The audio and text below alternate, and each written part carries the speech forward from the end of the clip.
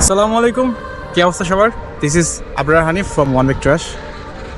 তো আজকে আমি চলে আসছি আমাদের রাজুক উত্তর অ্যাপার্টমেন্ট প্রজেক্টের যে 2 নম্বর গেটটা আছে তার সামনে যে রাস্তাটা, সেই রাস্তাটাই। তো আমি আপনাদেরকে একটা জিনিস দেখাবো যে এইখানের রাস্তাগুলো কি পরিমাণ ময়লা আবর্জনা পরিপূর্ণ হয়ে আছে। তো এই যে রাস্তাটা দেখতেছেন, এই রাস্তাটাতে হচ্ছে কি পরিমাণ ময়লা আবর্জনা পড়ে আছে তা আসলে ক্যামেরাতে দেখে নিন আপনারা।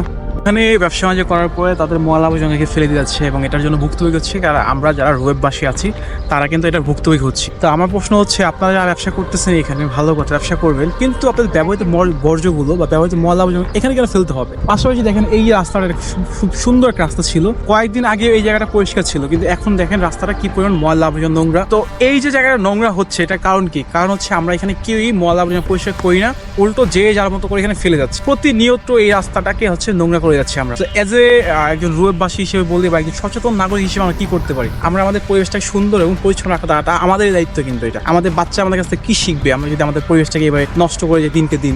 তো আমি আজকে ওয়ান উইক ট্রাশের পক্ষ থেকে আমি আবরার হানিফ, আমি চেষ্টা করবো আমাদের যে ক্লিনিং ইভেন্টগুলো হয়ে থাকে, সোলো ইভেন্ট, আমি আমার যে থেকে ওয়ান উইক ট্রাশ ক্লিন করবো এখানে। তো আপনারা যারা ভিডিওটা দেখবেন, আমি আপনাদের কাছে রিকোয়েস্ট করবো আপনারাও সবাই এগিয়ে আসেন, আমরা আমাদের শহরটাকে পরিষ্কার করি এবং আমরা আমাদের রোয়েবকে পরিচ্ছন্ন পরিষ্কার রাখি।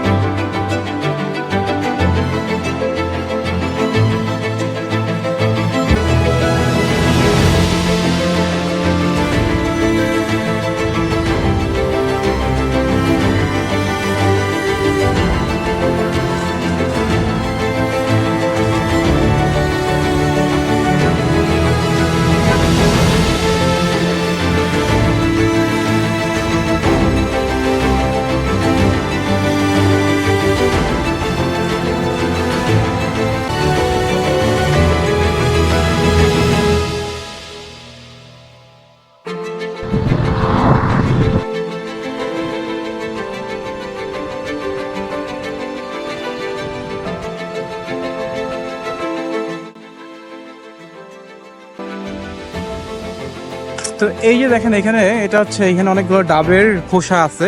তো যিনি হচ্ছে এখানে ডাব বিক্রি করতে আসছিলেন তিনি অবশ্যই এখানে কিছু লাভ করছেন বা ব্যবসা করছেন, ভালো কথা। আপনি ব্যবসা করেছেন, ভালো কথা, কিন্তু হচ্ছে আপনি যাওয়ার সময় এই ময়লাগুলো এখানে ফেলে গেলেন কেন? আই ডোন্ট নো এখানে কারা কর্তৃপক্ষ আছে, মানে কারা এটা দায়িত্ব আছে বা তারা আদৌ কি এটা নিয়ে তাদের কোনো মাথা আছে কিনা। আর এই কারণে যে এখানে রোগ জীবাণু হচ্ছে, এখান থেকে মশা বের হচ্ছে, এখান থেকে হচ্ছে দুর্গন্ধ ছড়াচ্ছে, এটা ভুক্তভোগী কিন্তু আমরা রোগবাসী সবাই। কিন্তু তো আমি যারা হচ্ছে এখানকার দায়িত্ব আছেন তাদেরকে আহ্বান জানাবো, আপনারা একটু হচ্ছে এটা তদারকি করবেন, বিশেষ করে তারা যারা ব্যবসা করতে আসছে তারা যেন তাদের ময়লাগুলো সঠিক স্থানে ফেলে।